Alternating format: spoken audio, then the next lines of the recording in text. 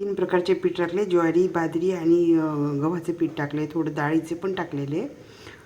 तर आपल्याला जेवढं पाहिजे तेवढं पीठ टाकायचं आणि याच्यात गाजर, पत्तागोबी, फुलगोबीचं बारीक, कांदा, पुन्हा कोथिंबीर वगैरे, थोडं तिखट, मीठ आणि थोडी हळद टाकलेली आहे, जिरं वगैरे जिरं टाकले थोडंसं.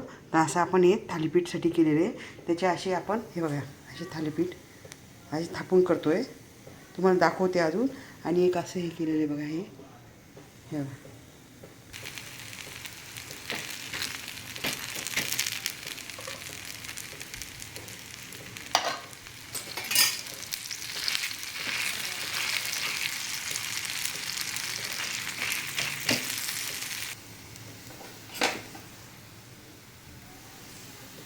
खूप छान होतात बघा.